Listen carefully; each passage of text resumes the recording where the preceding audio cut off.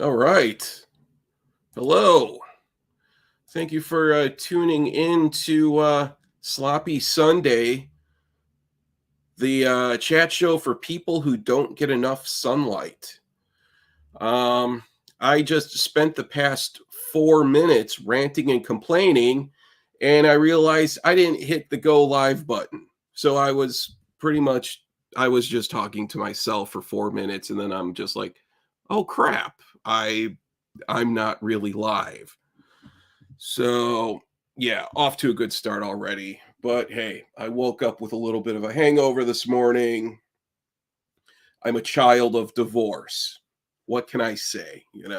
I come from a dysfunctional family, prone to errors. Anyways, final comment. Good to see you in the chat, my man. Good to see you in the chat here. You've been waiting. He's insane in the membrane. Absolutely, man. Um, Absolutely. And let's see here. Yeah. Glad to see that you were already waiting for the show to start. I'm glad that you have that energy, because apparently, judging by the analytics, you're the only one with that type of energy. But I like it though. I respect that. So thank you. Um, Kind of reminds me of people who are the ones on Black Friday who are lined up out in front of Walmart at 3:30 in the morning with, their faces pressed up against, the glass door, climbing over each other, strangling each other, all just to get a flat screen that's going to end up, dying in 6 months. So, yeah. Final comment. I appreciate the enthusiasm for the show. You're a gold star member in my book. Absolutely. Let's see here. We have a couple things to go over tonight. Last night was kind of a long night for me. I was on a live stream with Rick from the Dreadful Minutes. Great channel to check out. A lot of really good metal content and some humor too. And the stream went on for, like, my God, probably about 5.5 hours. I dipped out probably around after a little after 4 hours, because I could barely talk anymore, and I was about to fall asleep. But some of these live streams, man, it's like a marathon of just, I kind of I'd like to kind of do a test of having what could be the longest live stream to try to go for the world record.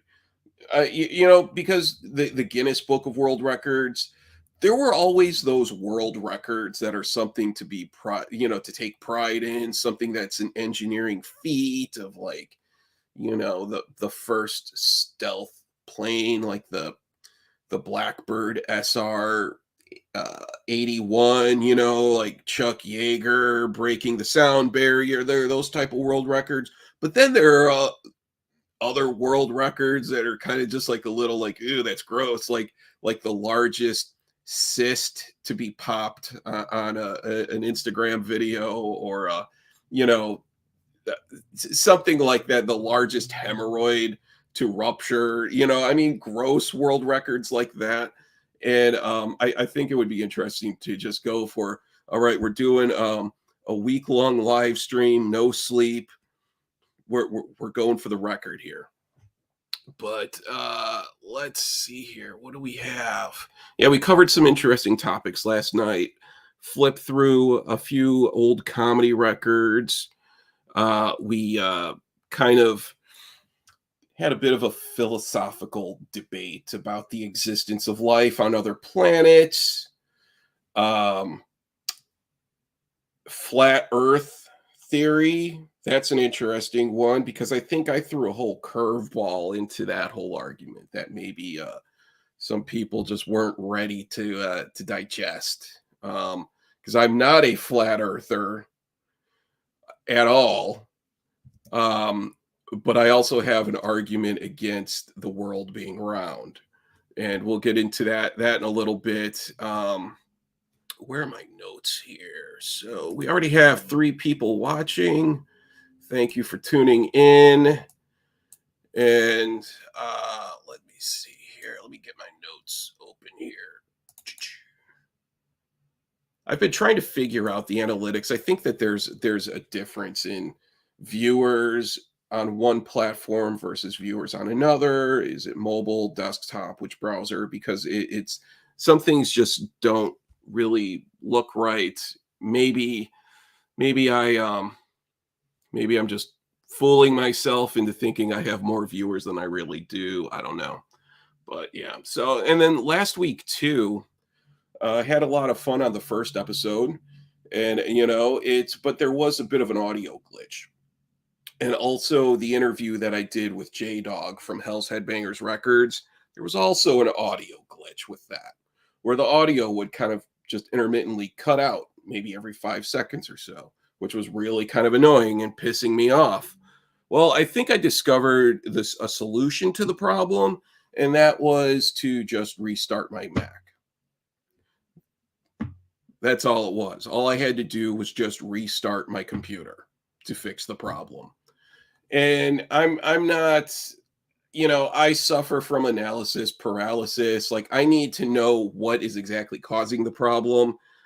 Just restarting something as complex as a computer to me isn't an acceptable solution, but it got the job done. So, yeah, I don't know. That's all it was. Just a restart. Oh man, let me see here. All right, what do we have? Yeah, so going back to the interview that I did with J Dog from Hell's Headbangers Records. Anyone, if you're not familiar with Hell's Headbangers, it's an underground metal label specializing in death metal and black metal. A lot of really good titles that they've put out over the years, and I've been buying from him since pretty much since they started, maybe around 2005-ish or so. So I got him on the show to kind of just go through some old records that I've had from his label and get a little bit of background on the bands, the release, and a little more history of what went into the release, like pressing quantities and why did they press, you know, X number of copies of this one, and sort of the logistics that go into releasing records. To me, it's interesting stuff, and um, I wish that other things were more interesting to me, like going to the gym, getting in shape. I wish I had just as much interest in something like that as I do into the record pressing and manufacturing process, but maybe maybe I'll put that on my list, my to-do list for 2023. But yeah, got a lot of really good comments on that video with J Dog. It's a good interview, went on for 2 hours. I thought it would last for maybe an hour, but 2 hours in, and we could have kept it going longer, but he had to take a piss, and my throat was giving out on me. So it's just going through a couple of the comments here, and they're all just overwhelmingly positive. Of course, no comment section would not be complete without a troll, but I was shocked to see that the trolls were minimal. I think there was one, maybe two, but it also could be the type of thing where there's just no context. I have that problem where I just always sound sarcastic, even when I just leave a comment that I intend for it to be polite, a compliment. Somehow I end up sounding like a sarcastic asshole. I can't even do that. I can't say good morning to someone without sounding like a dick. Um, Maybe it's the accent. I don't know. I'm starting to really notice my accent a lot more, and it's kind of annoying me a little bit. And I've lived all over, the country, and I think that I've picked up a little bit of a dialect from just different areas that I've been in. Like I spent 10 years in New York, and everyone knows the New Yorker accent, and I'm originally from Chicago, been away from Chicago for well over 20 years, moved back here for a job, and then something about my Chicago accent is, to me, coming back into full form with brute force. It really is. I hear myself talk, and I just sound. I to me sometimes I sound like that Saturday Night Live skit, the super fans, with George Wendt and the Bears and Ditka and Polish sausage. And sometimes I hear myself talking. I'm like, oh my god, do I really sound like that? I mean, women say they love a man with an accent, but I don't know if they love a man with a nasal Midwest Chicago accent with probably hints of, the sarcastic New Yorker sprinkled into whatever. But yeah, so I don't know. It is what it is. It reminds me though of, like, it is true that women fall head over heels in love with a man with an exotic accent. And I saw the most perfect example of that. I was at this bar in Charlotte, North Carolina, and I was just there. We were watching football at the bar. It was sort of one of my locals places, that I'd go to by myself, just sit at the bar, get a couple beers, watch the game.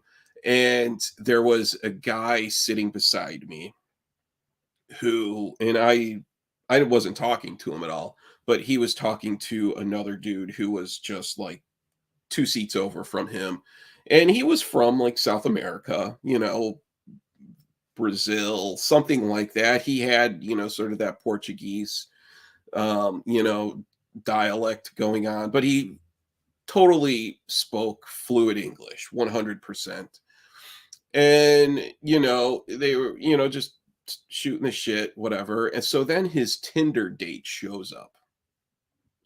And she's, this white girl, one of those white girls who's like an art history teacher, one of those type of white girls who's, mid 30s, um, child, child free, has lived, was in the Peace Corps at some point in her life, one of those types. And probably vegan, or one of those like food diet types. Like she totally had a bit of that earthy tone to her.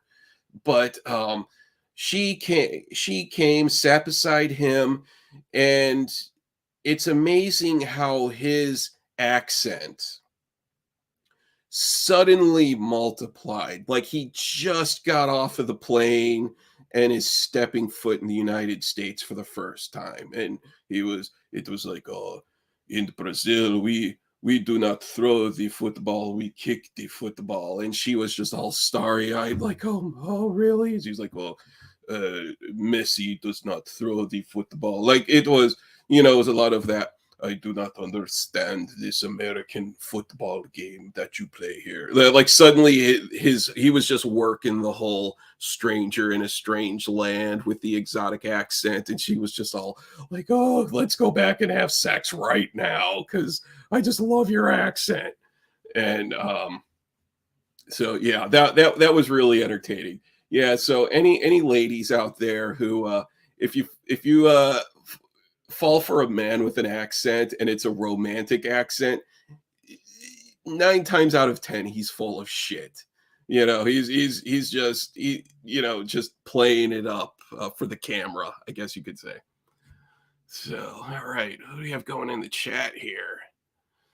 Malia just joined in the chat. Malia, happy Sunday to you, Malia. Hope you're having a good day. Let's see here. What do we do? So yeah, speaking about dating, I've kind of I watch a lot of YouTube, and I will unsubscribe. I hate the algorithm. I really hate the algorithm because if I watch one show, or if I even click on a show that has one type of theme And then I back out of it because I'm like, I don't want to see this. I don't care. But then now suddenly the algorithm is feeding me all of these other, related type of content that I have no interest in. And I go in and I periodically, like, I'll just thumbs down certain channels because I don't want to see it. I don't want to see any shit that gets too political on one side or the other.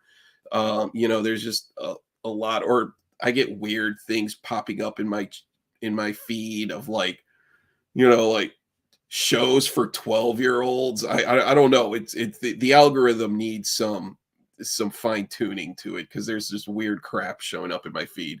But one thing that has been showing up in my YouTube feed lately is pickup artist channels and like dating gurus. And they're really, really funny because my bullshit detector is just in the red with a lot of these guys where it just listening to them talk, it's like some guy who just decided like, yeah, I'm going to start a YouTube channel and I'm going to be the alpha male and all these betas. I'm just going to give them dating advice on how to bang chicks and all that. And this one guy was just and keep in mind this dude is like in his 50s, and he's talking about like, yeah, my wife, it's things were working out for us. So then I was going out and I was looking for a side piece, and I have this set of criteria that I take into account when I'm evaluating a girl to be a potential side piece. And I'm just like, you're so full of crap. First of all, you're in your 50s. I and you have a YouTube channel. Like, I really, really don't believe that a girl in her 20s is just going crazy over just some dude who's in his 50s who also always wears like a bandana or something on his head to hide probably a hilarious receding hairline, because he also has the ponytail, but it's always, and I get it. I can say it. My hair started falling out when I was in college. I wear this because it it's cold this time of year, and my head gets cold and I'm like, ah. But these pickup artists, some of it is just pure comedy. It's just how their bravado is just scripted and disingenuous, and it's really funny because you could tell that they're just bad actors. They don't really know how to play the role of the pickup artist. It's just, I'm going to write down some notes about being an alpha male and banging chicks, and when I'm not busy banging chicks, then I'm out banging more chicks. It's that type of content. It's really funny. And, it's in a way too.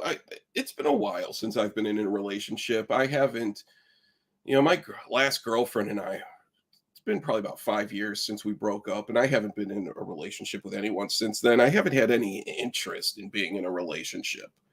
I'm just at this point in my life where I don't want to deal with that shit, And but these pickup artists, the way that they will go out and pick up girls, and all this ridiculous thing of like how this one guy would have drumsticks on him as something to signal that he was into something, and then that could start up conversation.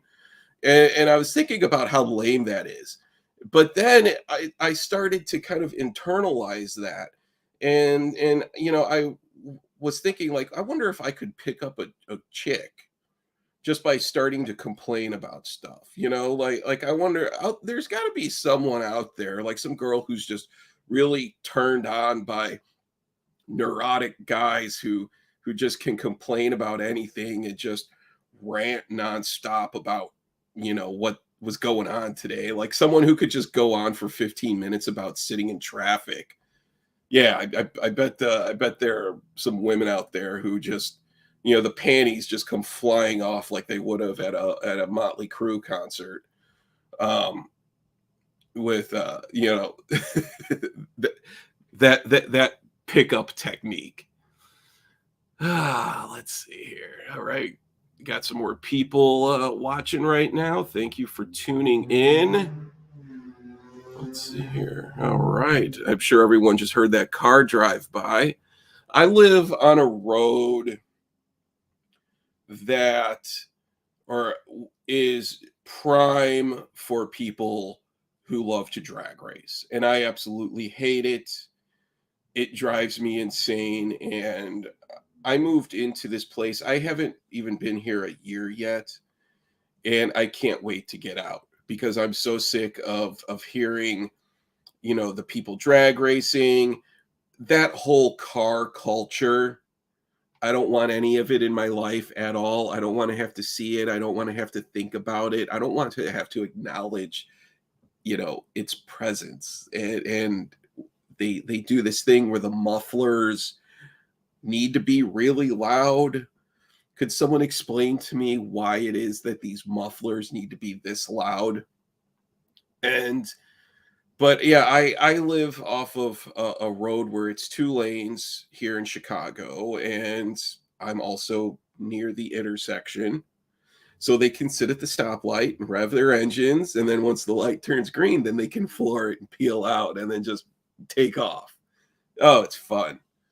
I didn't know this. I didn't notice that. I didn't even really think about that when I moved into this place because I found this place um online when I was living in North Carolina still. So I signed the lease sight unseen, but I also had a difficult time finding a place to sign a lease for. So um, I didn't really think about things like this. But yeah, I don't know.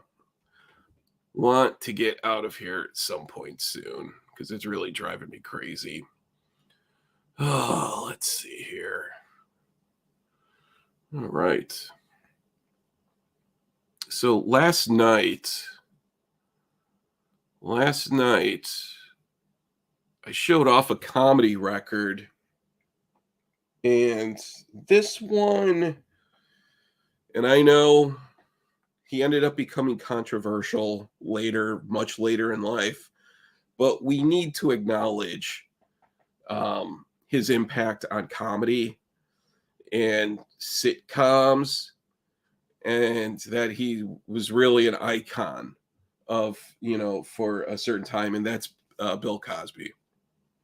Um, I've had this record forever, and I remember seeing the HBO special back in the day was really the first time that I was introduced to stand-up comedy. Um, or I mean, it was stand-up, but maybe it wasn't even really. It was stand-up, but it was also more of maybe a one-man show. Because the main thing about it is that he didn't stand up at all. From what I remember, he just sat in a chair the entire time. But I also didn't, it wasn't stand up y type of material.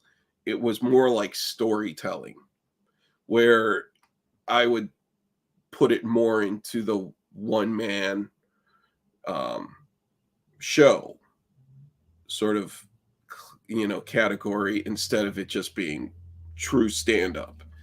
But this this album, it's just so historic and just had such an impact on me when I was a kid, realizing that some one person could stand on a stage and make a ton of people laugh, and I laughed hysterically over all of this. The dentist was the one part where it's like he talks about having the thing in his mouth and drool all getting all over his face, and he's like, and which to this day I still hate going to the dentist, and I feel that this record probably has something to do with that because my dentist, well, see, this is the thing too about dentists. When did the dental hygienist become the one who's doing all of your oral cleaning and all of that? Whatever happened to the dentist? You're going to the dentist. You have a dentist appointment to go to the dentist for your semi-annual dental checkup. but it's not the dentist doing the work. I mean, yeah, I guess if you have a cavity or something, then the dentist might do that. But I've only had one cavity in my life, and that was back in high school. So other than that, I have a pretty good track record with, having good teeth. But at some point, no, the dentist just drops in right at the end of your visit, feels around inside of your mouth, and he's like, "Oh yeah, looks good," and then walks out. The dental hygienist is the one doing all of the work nowadays. But they still will do that though, where it's like they have all this stuff in your mouth, and you're gagging on spit and whatever, and they still try to talk to you and have a conversation, which is a little annoying.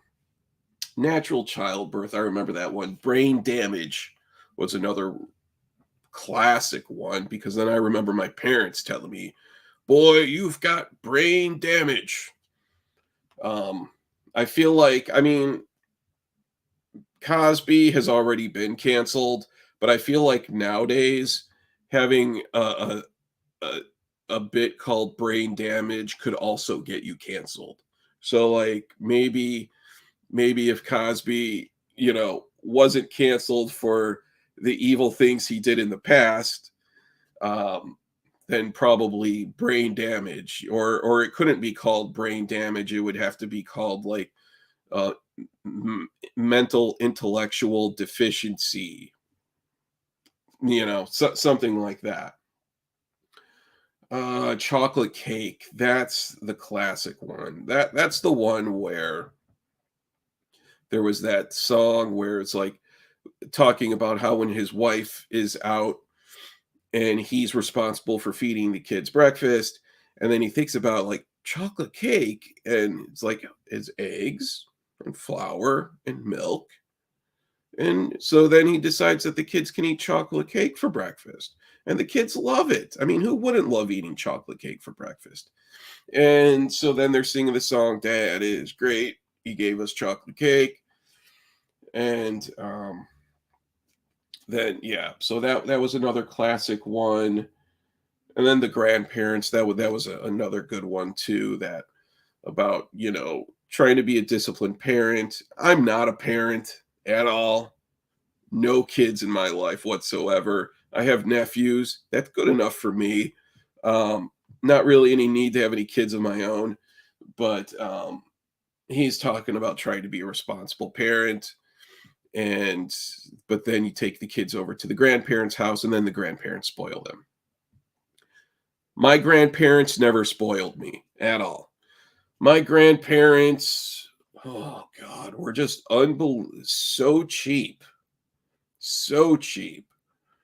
Where like my grandmother would, birthday and Christmas time, she was the type who would go around and she would buy like all of this irregular clothing at outlet stores back when outlet stores carried irregular clothing, like something where the hem is sewn wrong or something. And she would just buy whatever was the cheapest stuff available. And then for my birthday, I'd get a box of like ugly shirts that have holes in them or grease stains or where the seam doesn't align properly.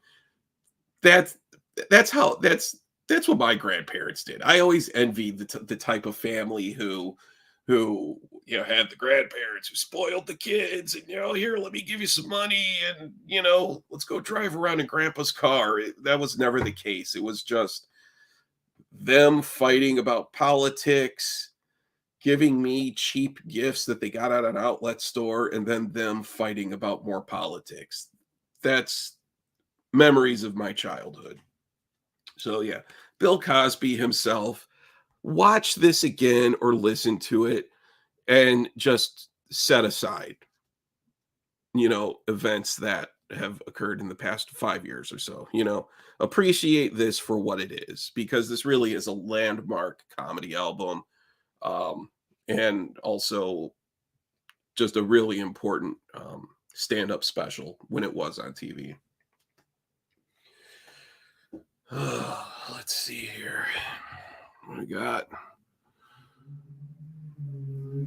Ah, Tom, you're in the chat. Good to see you, Tom. By the way, those are, yes, they are Bayer Dynamic. They're the T5P second generation. They're totally, absolutely 1,000% overkill for this purpose, but they're my when I'm at work or traveling, things like that. Then that's what I use them for. Um, so yeah, they are Bayer Dynamics. Highly recommended. They sound excellent. But again, absolute overkill for the purpose of podcasting as a monitor. Let me see. And by the way, Tom, Friday night, great. I love the My Dying Bride stream that you were on. That was I haven't listened to them in years, and I have a few of their albums.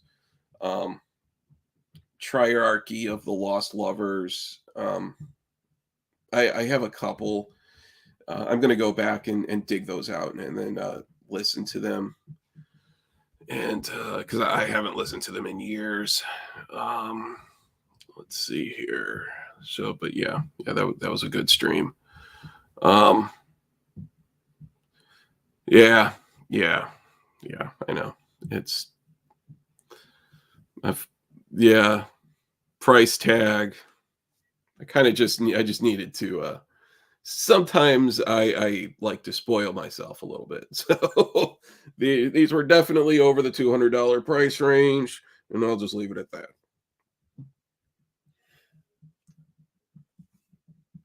All right. Yeah, burned out on yeah, doing the deep dives, it's like you need to spend a week, committed to listening to the entire discography, and then after that, you're just like, "Oh, I'm so glad that's over." I didn't enjoy that as much as I thought I would have.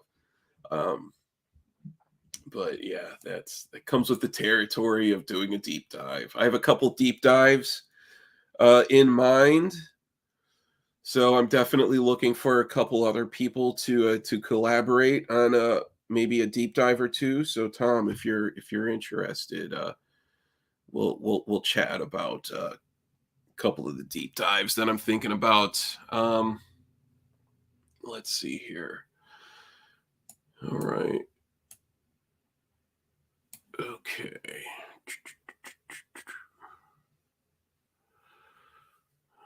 All right. Let me do.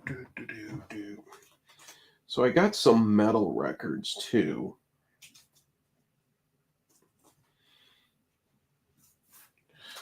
I got this one from Spectral Lore. Really nice album art. Haven't listened to it yet, but looking forward to giving it a spin. Want to check this one out. I've never really listened to Spectral Lore too much, but I'm a sucker for good album art. So, any bands out there, if your music sucks, but you still want to, persuade me to buy your vinyl, just make the cover look good. And chances are, I'll drop some cash on it. I'm a little impulsive like that. Let me see here. Yeah, I got a couple other things too. Nothing that I'm really ready to show off. I picked up this one. Haven't listened to this yet, and I have no idea what it sounds like. It was just I went to Meteor Gem here in Chicago, which is an exclusively metal record store, which is pretty fucking awesome because the entire place, it's not like the majority of record stores they have, just the one thing it says heavy metal, and then that's where everything is just lumped into heavy metal. This place they have, tags that would say like progressive blackened doom, like stuff like that, harsh noise slash noise grind, and sludge, slash electronic dungeon blah or something like that. So I really love that. I really love that it's like a metal record store that has just everything categorized by what metalheads love, and we love categorizing bands. And so this is by a group called Altha. The album is called All That Has Never Been True, and it's on Vendetta Records. I haven't listened to it yet. I have no idea what it sounds like. If anyone in the chat has heard this album, uh, just put a comment in there of what to expect when I listen to this, because I'm going to listen to it this week and check it out. I just asked the guy, Mikal, who works there. I was like, dude, okay, show me something good, something new, something that just is going against the norms. And then he picked that and he's like, yeah, you'll like this one. So I trust his taste in music. He's always recommended good stuff to me. So I'm confident that I will not be disappointed. Oh, let me see here. Human brisket. Good to see you in the chat, man. Yeah, this red glass looks like it was taken from a Chinese restaurant. Yeah, it is a restaurant issue. Um, Coke cup.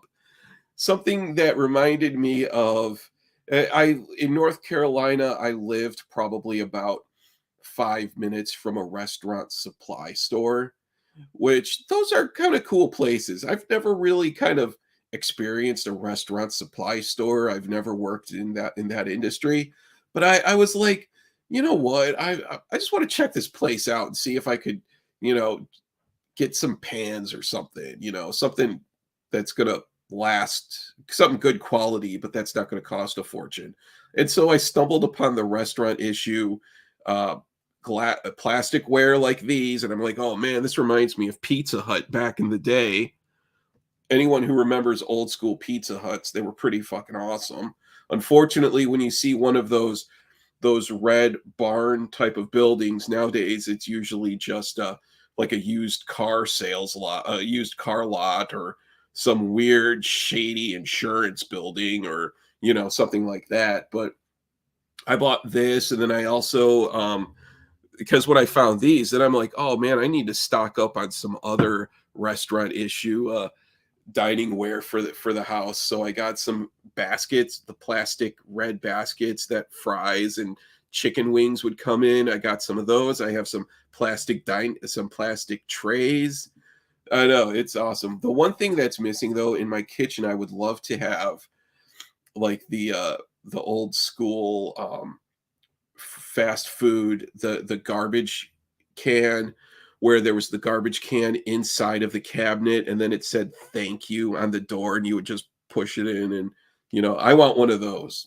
And I also want a deep fryer too. Like, I'd love to have one of the loud, obnoxious deep fryers in my kitchen, the type with the baskets that you need to do this, and you always have timers going off and all of that type of stuff. I think that would be pretty sweet. Sounds like it'd be a lot more trouble than it's worth, and probably not good for my health. But I think the experiment would be interesting. So yeah, human brisket. Good to see you in the chat, man. Thanks for tuning in. Okay, so then what is this now? Okay, yeah, Tom's saying sure, but keep in mind I tend to be stuck in the 90s. Me too, man. Oh my god, the 90s were an incredible decade. They really were. And this is something that I think about pretty often, is music before the internet, or just life before the internet. I mean, yes, the internet was around in the 90s, and I've been on the internet since the really early days of um message boards and Windows 3.1, and I've been on the internet since, when a dial-out modem, when a 56K connection was a luxury. I think what 2800 baud maybe was like the first modem that I had any experience with. But um 90s, you weren't downloading music back then. You were getting online just to check email and to follow up on some message boards. share a couple naughty images, and oh man, the early days of just sitting there waiting 4 minutes for just one medium res JPEG of a naked woman to download. There was something about, the thrill of the hunt back then. Um, but yeah, 90s music, man, I am so stuck in the 90s, and I don't have any intention of it's difficult for me to listen to new bands because then it'll just make me think of something from the 90s that was better. Um, let's see here. Human Brisket. The Amoeba in downtown Los Angeles only had a folding table worth of metal on vinyl. What bollocks. Yeah, you know what? I was at that Amoeba. I think the Amoeba in LA, I think maybe they had two. Um, I went to the one in Hollywood, and I remembered it was huge. But for as large as it was, the metal selection did feel thin compared to the size of the building and the amount of inventory that they had. Um, I bought a couple things there. I remember I bought a Coffins LP, and yeah, no, it was a Coffins Buried Death digipack CD, and it was like a gatefold digipack. I bought a couple other ones. I can't really remember what they were, but I heard that place closed, or maybe that they moved. I mean, it's tragic either way because that place still was awesome. Even though the metal selection was a little, I was kind of disappointed by the metal selection, but still, just to have a brick and mortar music store that large was still pretty cool. Um, but yeah, I don't know what the deal is with Amoeba. You know what I'm gonna do? I am on the interwebs right now as we speak. So how about if I check that out? Amoeba Records. Let's see here. World's largest independent record store. Oh, that's right. Okay, new Tomahawk LPs are coming out. I might end up buying those.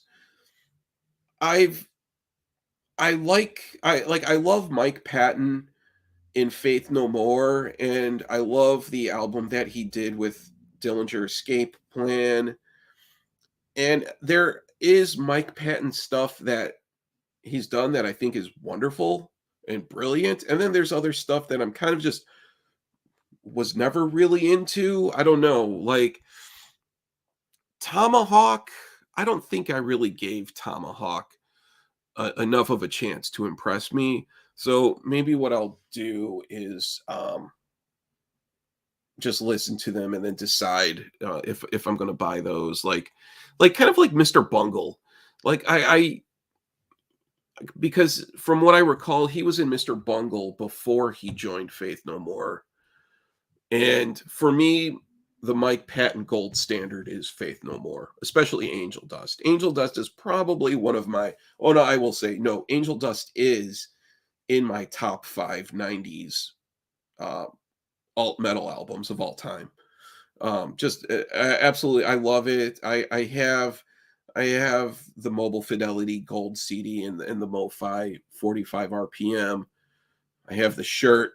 The shirt doesn't fit me that well, but I absolutely love Angel Dust. I think it's such a great album. And then the video for Everything's Ruined, and it's such a hilarious backstory about the music video for that song that I learned about years and years later, because I remember Midlife Crisis was the first video that they released for Angel Dust. And I remember when it was played on MTV for the first time, and I was like, wow, this is really cool. And it wasn't as sort of like the real thing.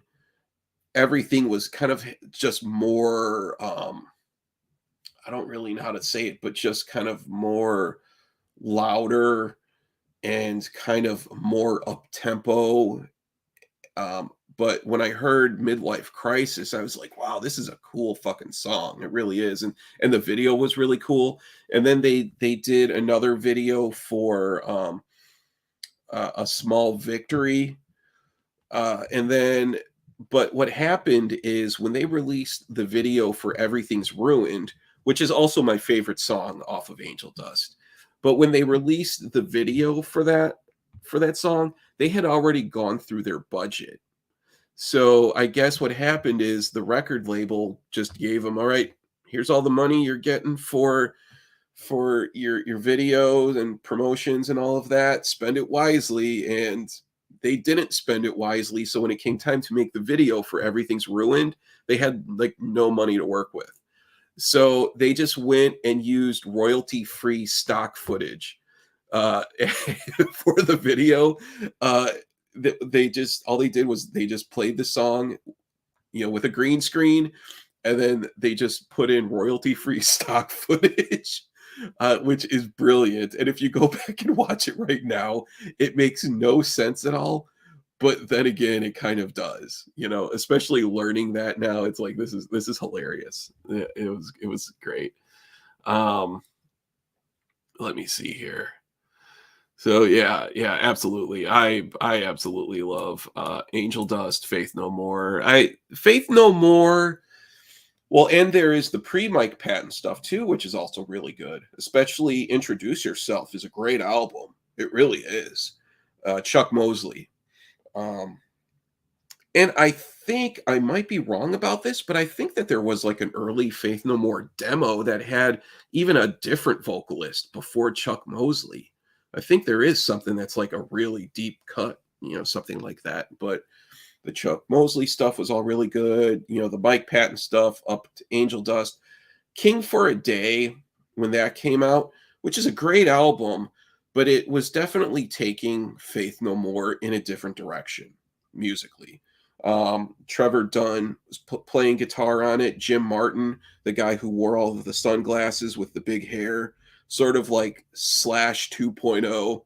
I've always thought of him as like maybe Slash's uh you know brother, the brother who, like Slash was like here, and then Jim Martin Slash 2.0 over here. But then, he wasn't in the band anymore. King for a Day, which I still have an OG uh double vinyl pressing, still sealed from the 90s. um I'm gonna have to get that out sometime. I would get it out right now, but I'm not really sure exactly where it's at. But and then so King for a Day, great album, and for a little while there too, it was one my favorite album for a little while. But then I kind of got a little bored with the sound of it. Album of the Year, which was their last album from that era. Uh, I think Album of the Year, it's also very good, and it has some really great songs on it, like Ashes to Ashes. I think is wonderful. Um, uh, yeah, there's that one song that begins with a P that's also really good. The whole album is still really good. But all of that stuff is really good. And then later on, probably about 5-6 years ago, they put out Soul Invictus, which is it's a good album. It's kind of weird when a band puts out a new album after having a really large amount of time where they, didn't release anything. I remember I saw them when they first got back together. I was living in New York at the time, and I saw them play in Williamsburg. Um, and it was at this outdoor venue, um, right there off of, I think it was the Bedford L stop, and then it was down a little bit. I think maybe it was called the Waterfront. And it was very obvious that they hadn't been playing for a long time because they did screw up a number of songs. And even at one point, they just screwed up so bad during a song that they were just like, fuck it, went back and started the song over again.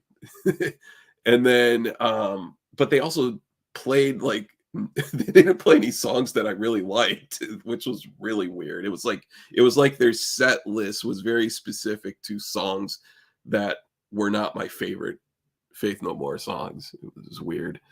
But let me see here. Yeah, Tomahawk. Let me go back through. Brain Smasher, good to see you in the chat. Logan, thanks for dropping in. Have you ever yeah, Secret Chiefs 3. Yeah. Yeah, Secret Chiefs 3. I remember when that one. Man, that one's going way back. Um from what I remember, Secret Chiefs 3 had a bit of like a I don't want to say Middle Eastern influence, but it had a unique sound to it. Like maybe that there were some melodies or instruments used that you would have heard in something from India or the Middle East. I'm not really I don't really know a whole lot about world music like that, but yeah, Secret Chiefs 3, that was a really good the first I had the first album when that came out. Um okay, yeah, Anonymous was the only Tomahawk album that I liked.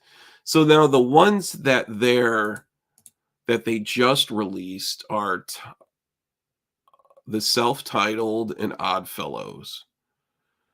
Um I remember I heard the first one, and that one came out a long time ago too.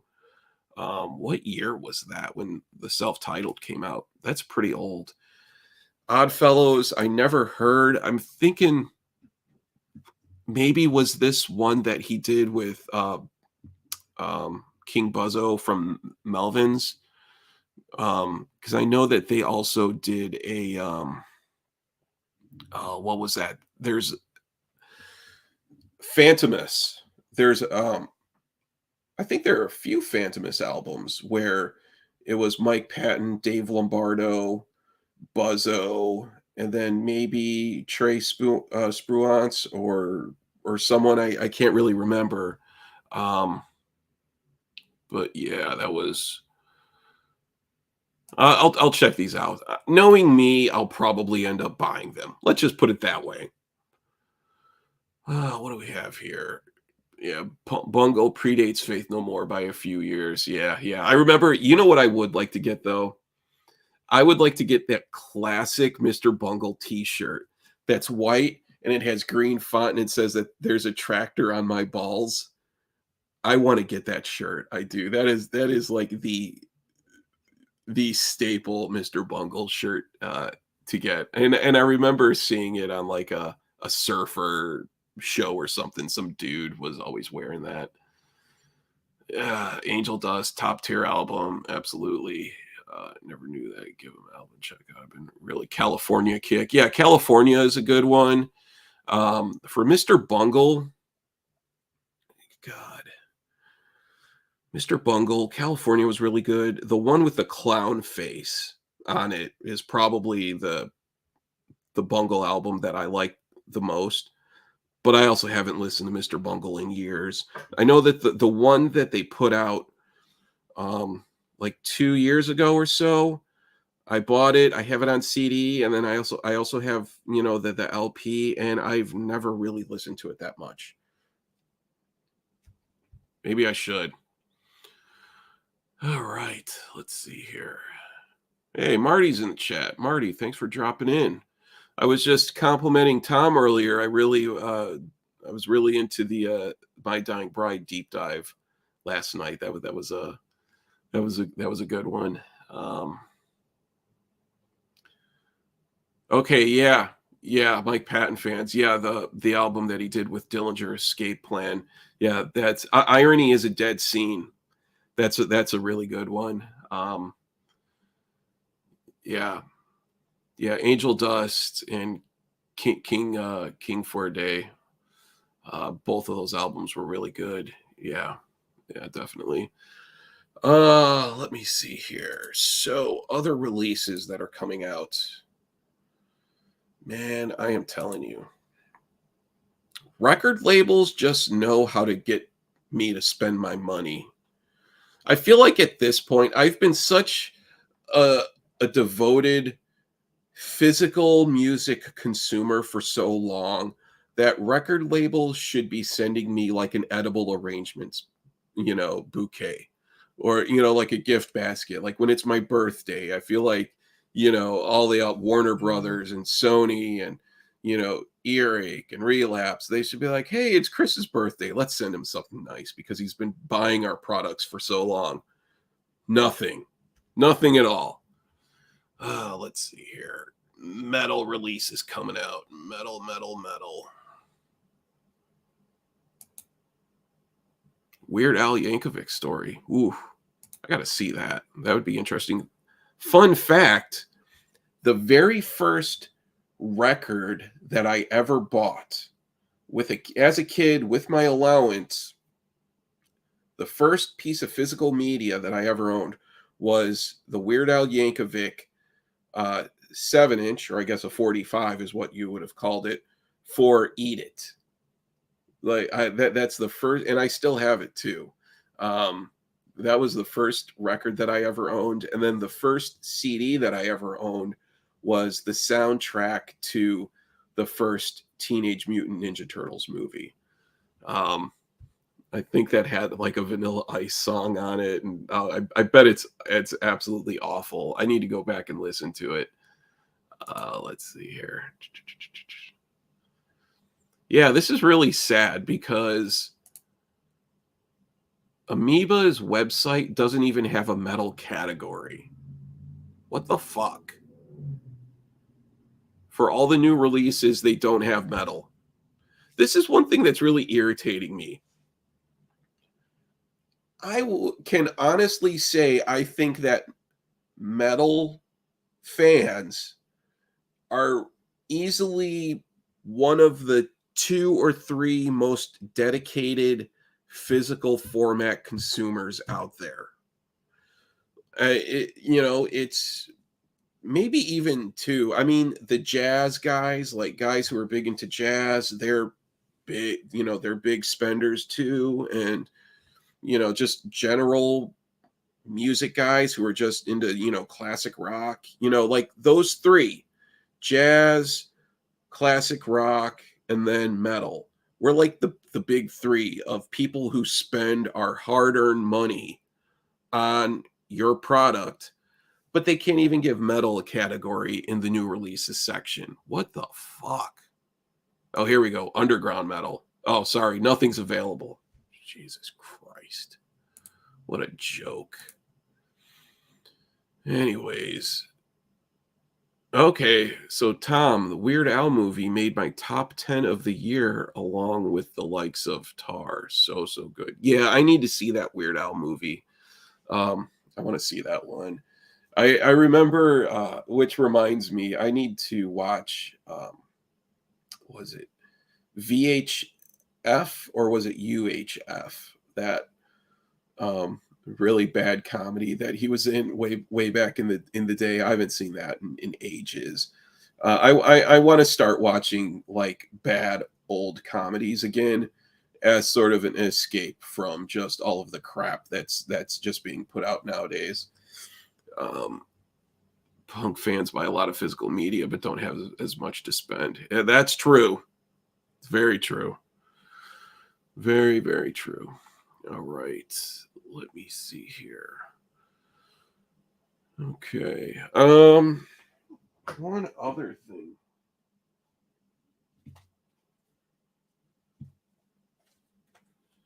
I found this. I was going in through my collection talking about punk, and I forgot that I had this one, and there was a chat recently where we were just talking about this, and it's the Napalm Death Mentally Murdered 12-inch.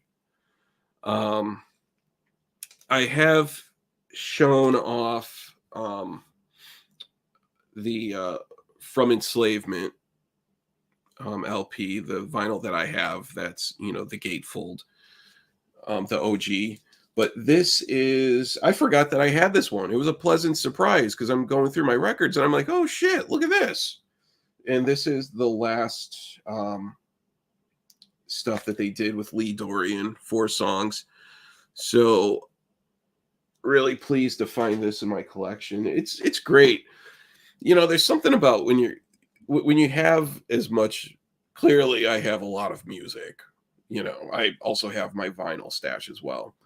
But forgetting that I have something and then stumbling across it and being like, "Oh, sweet," and I've I've kind of sometimes I've ended up buying something twice because I forgot that I had it already in my collection. So I've run into that a few times. And then I've also run into a few instances where I knew I had something, but then I go through everything and it disappeared somehow. Unfortunately, that has happened too. Um, let's see here. Where is it? Okay. So I was also wearing last night. I got out my. I'm gonna put on my toupee.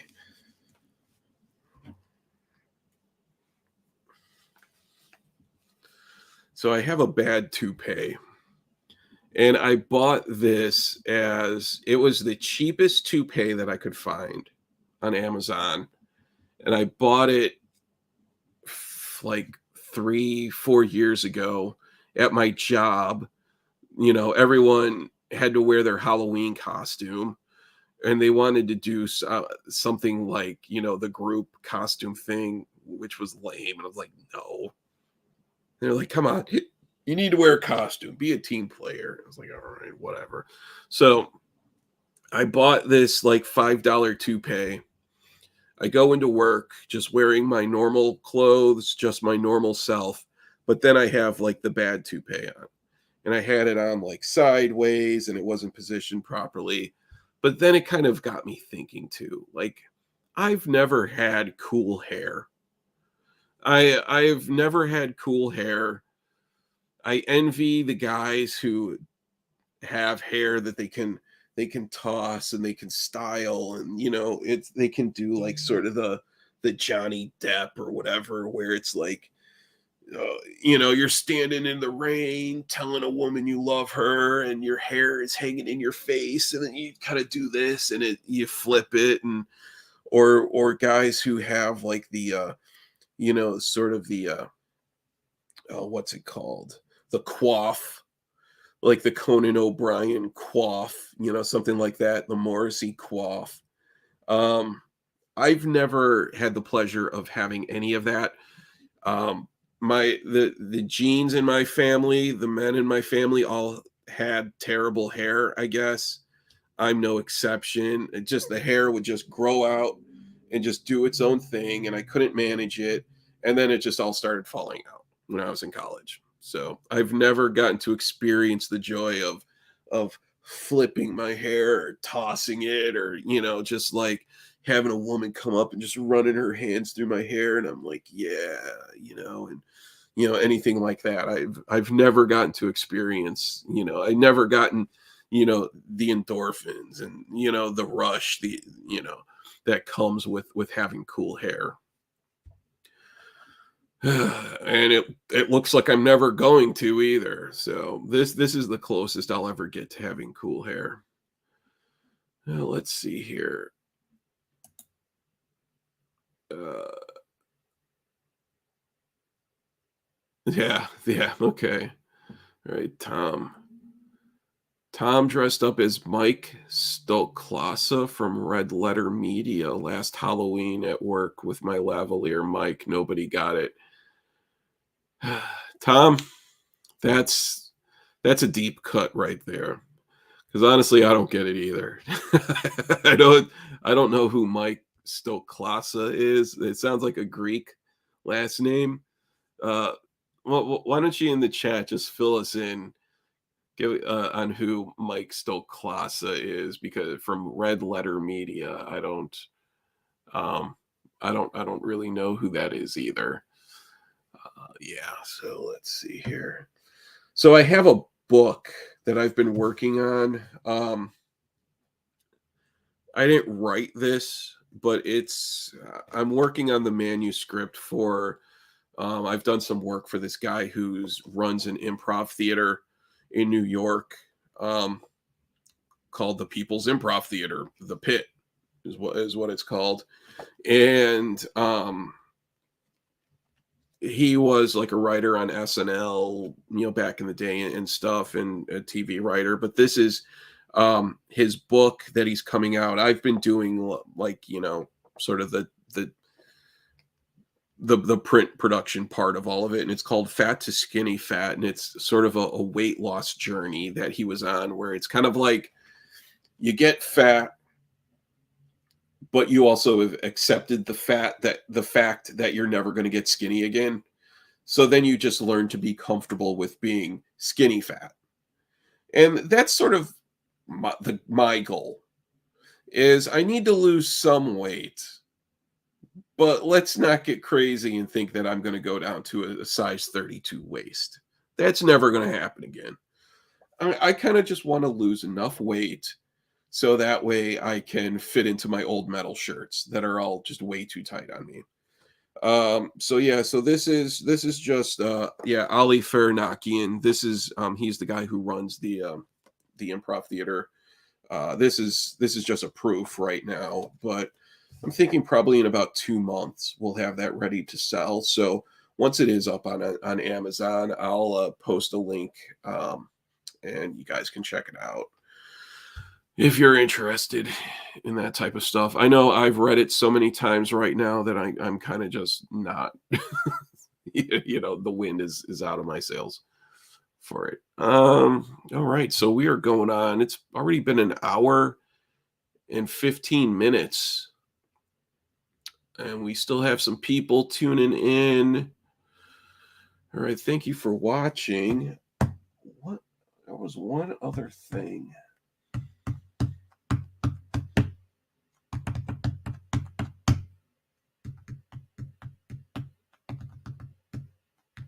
Yeah, okay, so this is a weird album.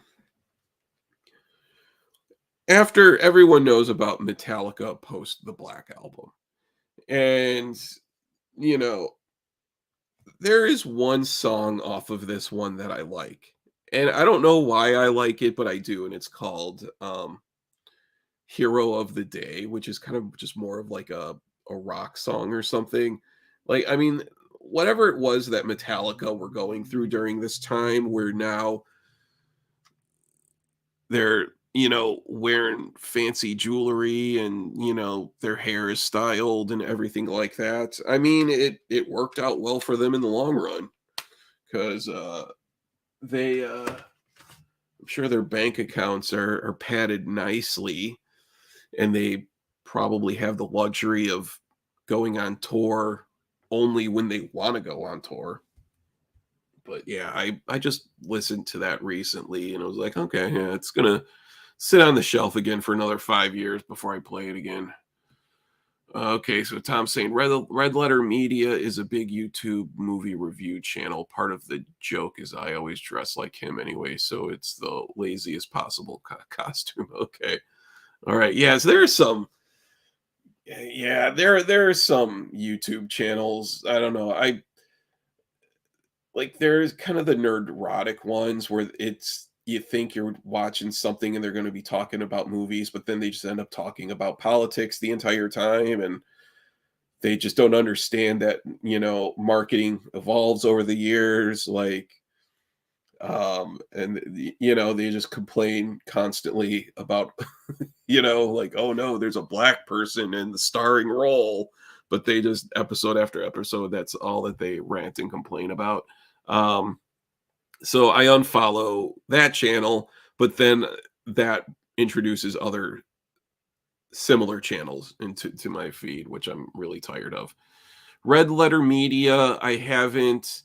I know John Campia, he's kind of boring, honestly, and he's too much of a shill because he doesn't say anything negative. So I guess he's being paid by the studios to review their movies because he doesn't say anything negative, or he doesn't say that it sucks or that it's crappy. He puts the positive spin on everything, even when it does suck. So I'm a little bored with him. I like Robert Burnett. If you haven't seen his channel, because he has a channel that's um, a show that I like a lot called Let's Get Physical Media. And so him and then this German guy, Hans something, I think is his name, or Gunther or something, one of those stereotypical German names. And but they talk about, like 4K releases, and it's all about physical formats. And I'm the guy with the laser disc player, but also Robert Burnett also has a special place in his heart for the good old fashioned laser disc, just like I do. So yeah, Robert Burnett, Let's Get Physical Media. If you haven't seen that show, it's definitely worth watching. Um, yeah, yeah, yeah. He's also like an industry guy too. So, anyways,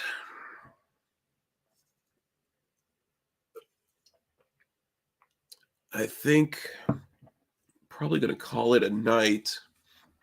I am going to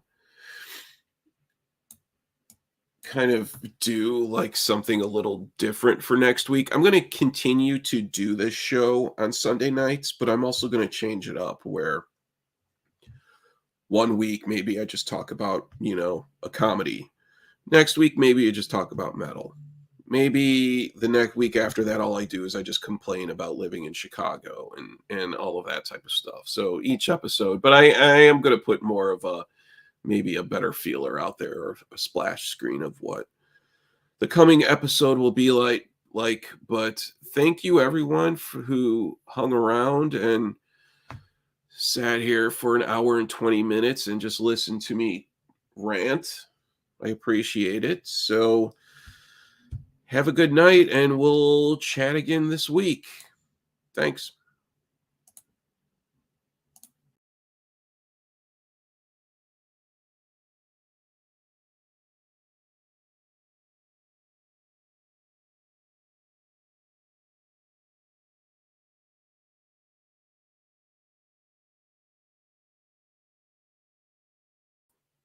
All right. So I didn't know how to hit the end broadcast button, but this time I am going to all right, yeah. So all right. Bye.